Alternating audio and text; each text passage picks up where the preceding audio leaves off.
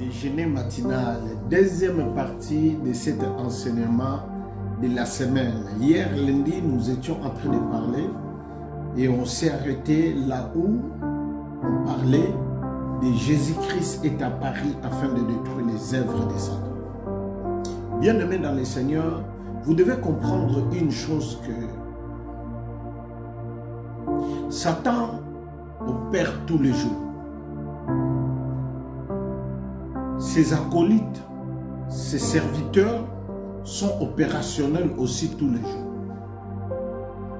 L'ennemi Satan, le diable, fait en sorte que vous puissiez ignorer ses actions afin qu'il puisse continuer à opérer.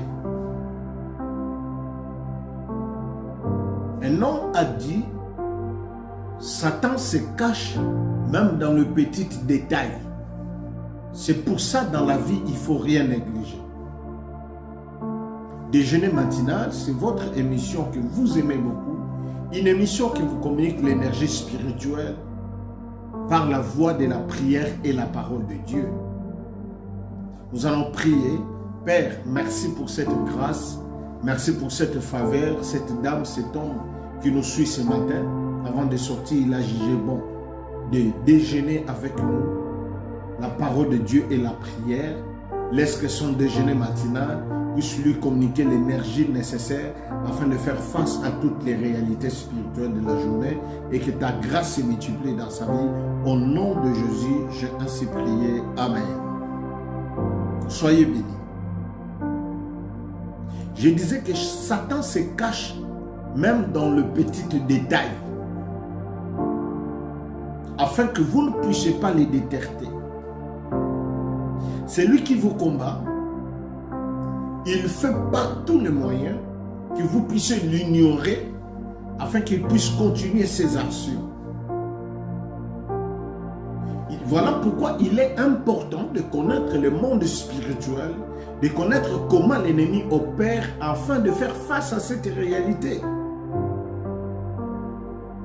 Si vous continuez à ignorer votre adversaire, un jour, vous allez vous le trouver. Vous allez le trouver dans votre maison et ça sera trop tard.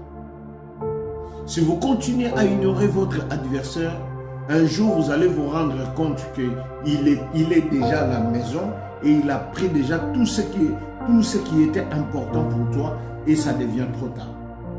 Et c'est maintenant qu'il faut se réveiller et prendre conscience. Bien que nous avons Jésus, mais le combat spirituel est réel. Et les combats spirituels restent toujours inévitables. La seule moyen de vaincre le combat spirituel, c'est d'être à côté de Dieu, attaché à Dieu, développer une vie de prière permanente. Ça vous permettra de faire face à toutes sortes de combats spirituels qui s'opposent à vous, qui s'opposent à vos enfants, qui s'opposent à vos projets, afin que vous ne puissiez pas percer, afin que vous ne puissiez pas avancer. Sinon, vous ne pouvez pas éviter les combats spirituels. J'avais dit dans le vidéo qui passait déjà la semaine passée, bien aimé, le combat spirituel est réel. Parce que nous vivons dans un monde des esprits. Les esprits existent. Nous vivons dans un monde des esprits. Et le combat des esprits ne s'arrête pas. Tous les jours, nous subissons l'impact des combats spirituels entre les esprits. Il y a les esprits qui combattent à notre faveur et il y a les esprits qui combat à notre défaveur. Il y a les esprits qui sont pour nous et il y a les esprits qui sont contre nous. Il y a les esprits qui font en sorte que nous puissions vaincre les réalités de la vie et il y a les esprits qui font en sorte que nous puissions toujours continuer à pleurer, à tomber, à chuter, à souffrir dans cette heure des humains. Tous sont des esprits. Voilà pourquoi, quand je dis comprendre le monde spirituel ou le monde des esprits, vous devez comprendre une chose parce que je l'ai déjà enseigné, mais à chaque fois que nous parlons de la délivrance, nous sommes obligés de toucher ce point combien important. Voici ce que vous devez comprendre à propos du monde des esprits.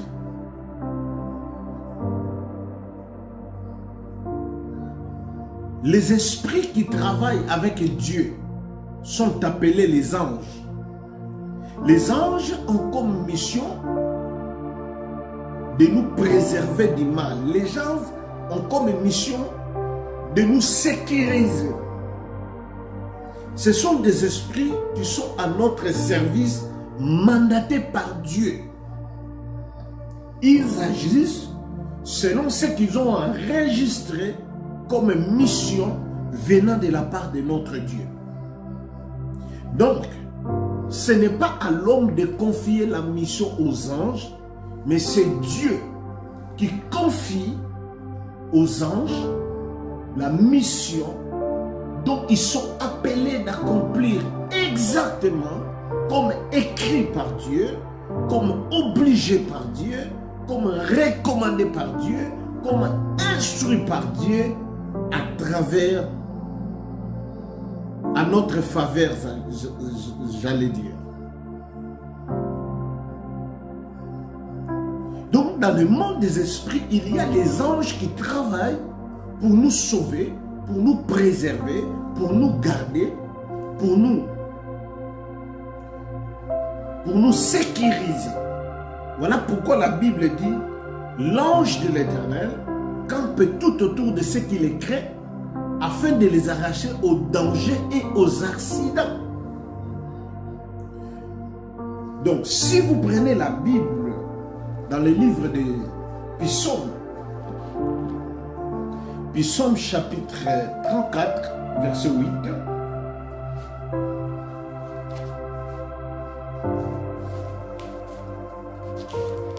Psaume 34, verset 8, c'est déjà affiché dans votre écran, vous pouvez le lire aussi. La parole de Dieu dit ceci, Psaume 34, verset 8 à 11. L'ange de l'Éternel campe autour de ceux qui les craignent et il les arrache au danger. Sentez et voyez combien l'Éternel est bon. Heureux l'homme qui cherche en lui son refuge. Craignez l'Éternel, vous ses saints, car rien ne manque à ceux qui craignent l'Éternel. Vous voyez, déjà, la parole de Dieu nous assure que les anges de l'Éternel accomplissent la mission de nous préserver contre les dangers, de nous préserver contre le mal. Voilà pourquoi, bien-aimés dans le Seigneur, vous devez comprendre que dans le domaine de la délivrance, c'est l'affaire des esprits. Quand la Bible dit « L'ange de l'Éternel campe tout autour de ceux qui les craignent afin de les arracher contre tout danger. » Et d'où vient ces dangers-là? La question qu'il faut se poser. La Bible précise « L'ange de l'Éternel campe tout autour de ceux qui les craignent afin qu'il les arrache au danger. » L'ange nous arrache au danger, nous préserve contre tout danger. Et d'où viennent ces dangers-là? Ces dangers-là viennent des autres esprits qui ne sont pas les anges, mais qui sont les démons. Et qui sont les démons? Les démons, ce sont les anges anciens. Le même ange qui était au service de Dieu au temps où Satan, Lucifer, était encore dans le ciel. Vous voulez comprendre ça? Apocalypse chapitre 12. Et là-bas, la Bible nous parle clairement de qui était Satan. Satan était un ange de l'Éternel qui s'est rébellé, qui a désobéi à la volonté de Dieu. Dieu les a chassés du ciel et les anges qui étaient à côté de lui, le Seigneur les a chassés ensemble. Et les esprits qui travaillent avec Satan aujourd'hui, on les appelle les démons. Et ces esprits-là, qui se battent maintenant avec les autres esprits qu'on appelle les anges. Et pour dire que le combat spirituel est réel et inévitable et qui prendra fin qu'au jour où le Seigneur va arrêter Satan, les diables. Aussi longtemps que Satan n'est pas arrêté, aussi longtemps que le Seigneur n'a pas encore récupéré son église pour le positionner dans un lieu de gloire et arrêter Satan et juger ceux qui n'ont pas accepté Jésus, ceux qui n'ont pas accepté d'abandonner le péché, la guerre des esprits ne s'arrêtera pas. La guerre des esprits ne finira pas.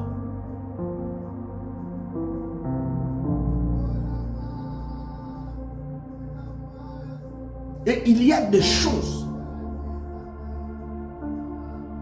dont nous subissons sur cette terre parce qu'il y a une guerre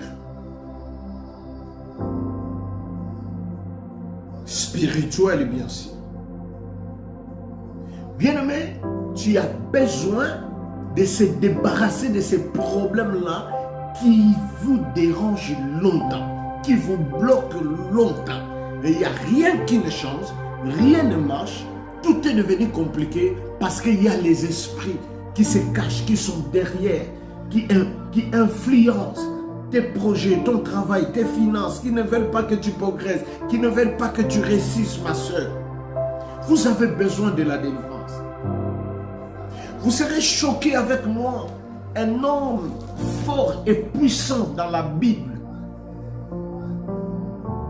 qui fait partie des apôtres puissants dans la Bible, qu'on appelle l'apôtre Paul, qui demande à ce que les chrétiens puissent prier pour lui afin d'obtenir la délivrance. Paul, un homme puissant. Paul qui a écrit beaucoup des épîtres dans la Bible. Paul qui était un docteur des Écritures.